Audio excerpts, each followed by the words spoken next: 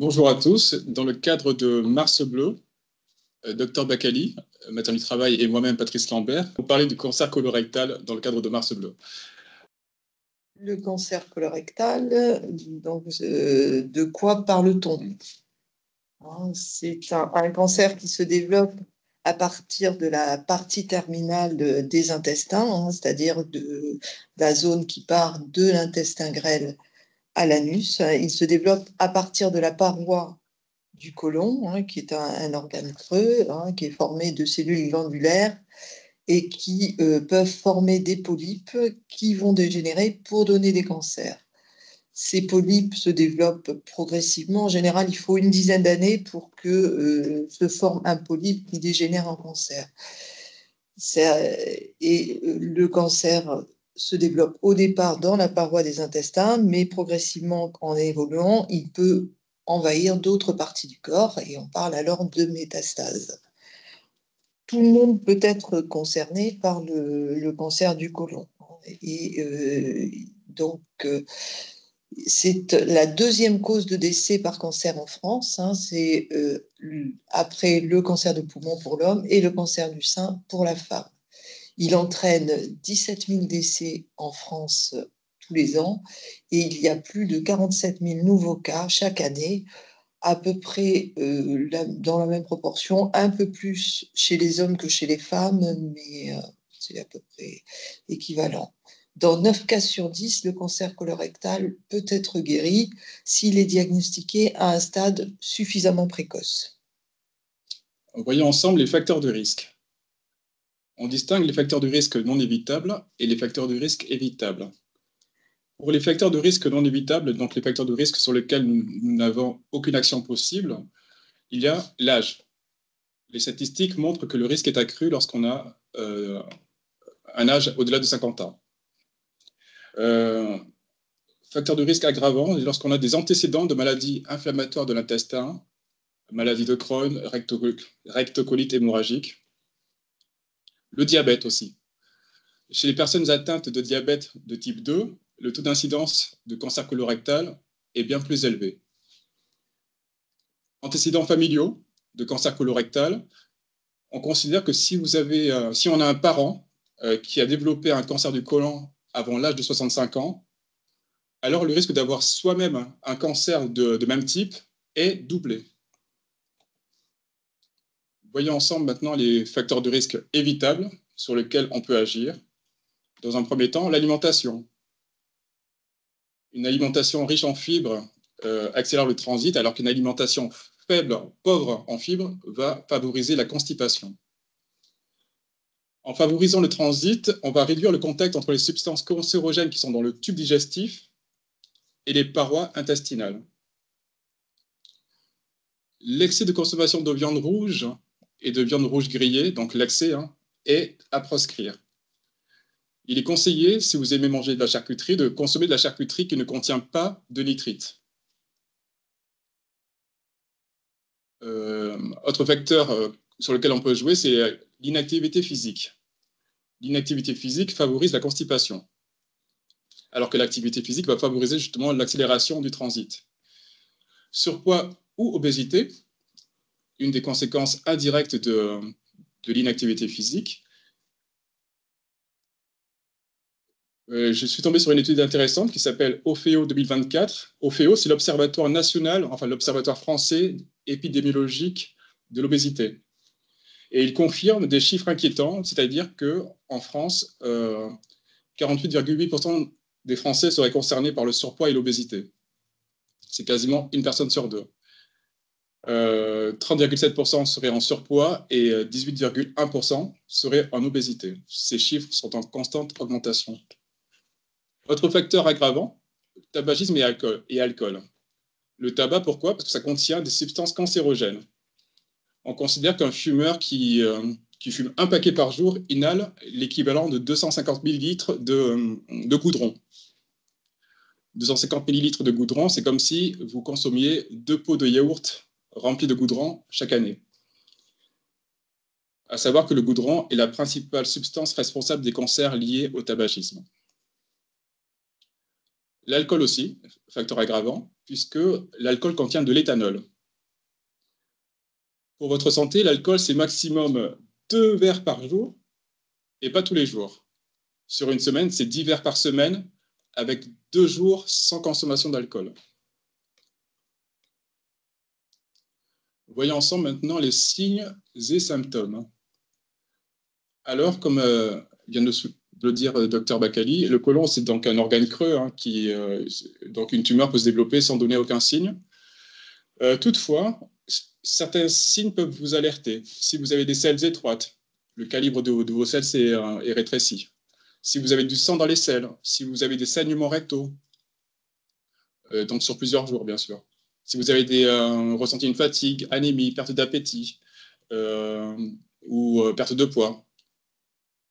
S'il y a une douleur abdominale ou un inconfort rectal, s'il y a une occlusion intestinale.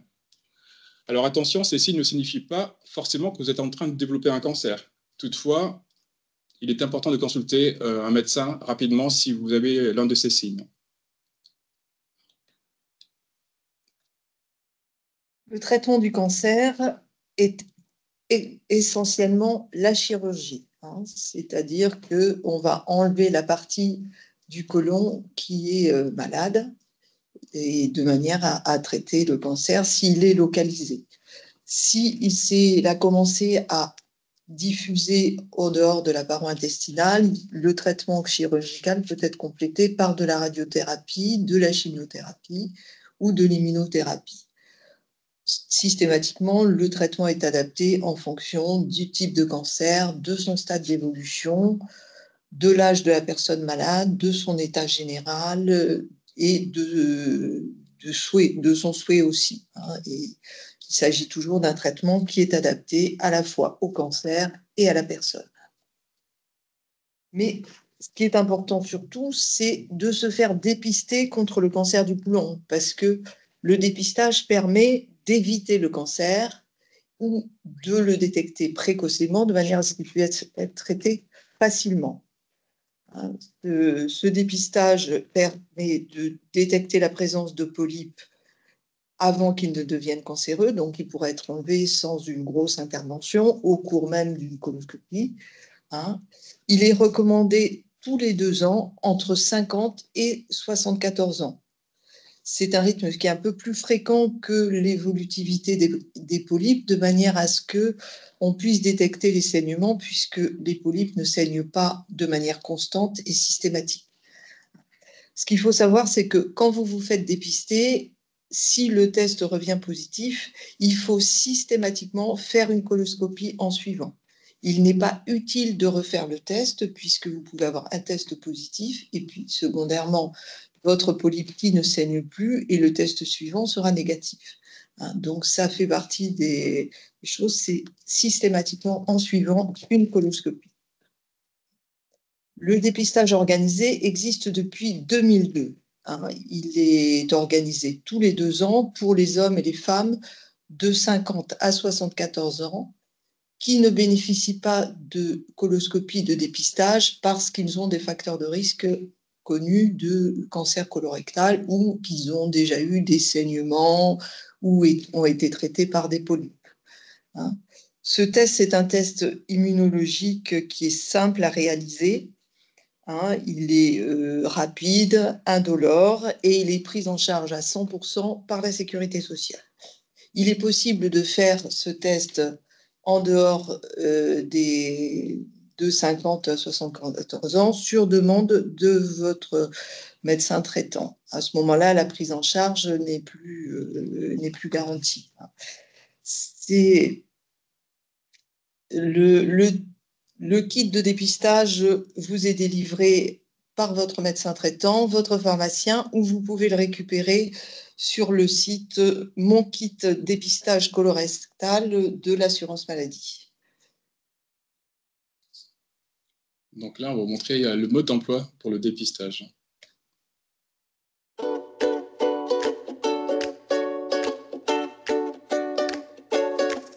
Bonjour.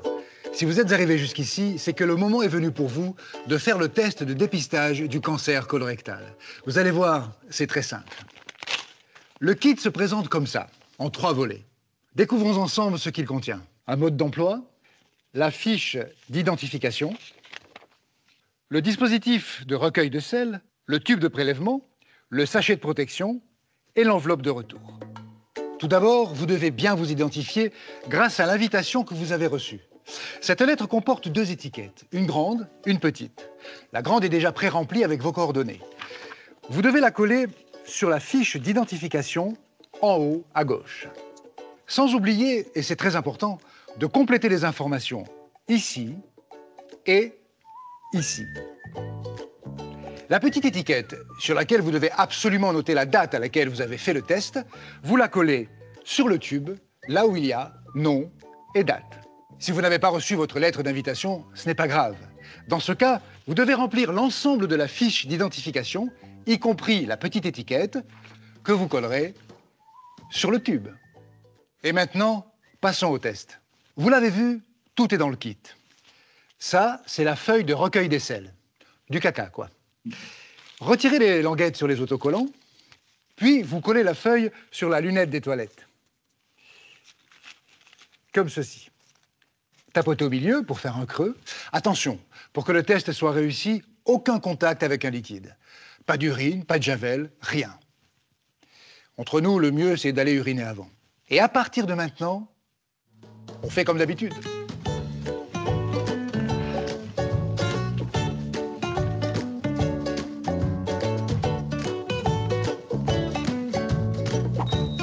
C'est fait. Bon. Alors on ouvre le tube en tirant le bouchon comme ceci. L'extrémité de la tige se présente ainsi. Elle est striée. C'est avec ça qu'on fait le prélèvement. Bon, alors là, évidemment, ce ne sont pas de vrais sels. On gratte à la surface, à plusieurs endroits, jusqu'à ce que la partie striée soit complètement recouverte. C'est parfait. Maintenant, on remet la tige dans le tube, on ferme bien, on entend un clic et on secoue. Tout le reste se jette dans les toilettes. Voilà. Ensuite, vous mettez le tube dans le sachet de protection, comme ceci. Vous prenez la fiche d'identification bien complétée et vous glissez le tout dans l'enveloppe de retour. Pas besoin de timbre, c'est prêt pour l'envoi. Idéalement, il faut poster l'enveloppe le jour du test. Un empêchement, ce n'est pas grave. Postez l'enveloppe le lendemain au plus tard. Un conseil, évitez de la poster un samedi ou la veille d'un jour férié. Pour les résultats, 2 solutions. Vous pourrez les consulter sur Internet, l'adresse est indiquée sur le mode d'emploi, ou vous les recevrez par courrier sous une quinzaine de jours. Je vous l'avais dit, c'est très simple. Et surtout, ça peut vous sauver la vie. Alors je compte sur vous. C'est à votre tour maintenant.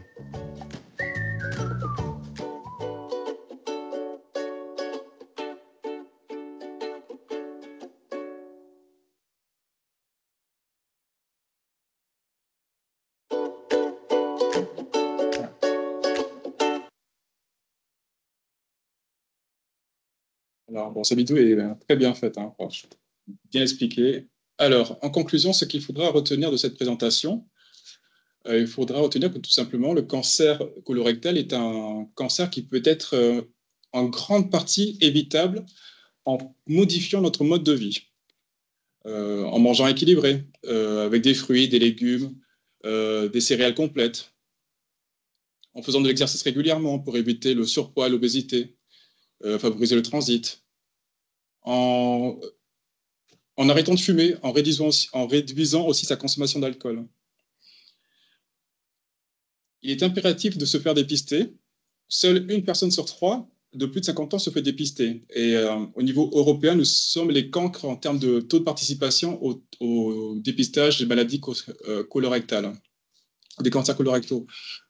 Selon le professeur Jean-François Setz, donc, qui est oncologue à Marseille, nous pourrions sauver chaque année 10 000 vies par an. Si toutes les personnes de 50, qui ont entre 50 et 74 ans se faisaient tester.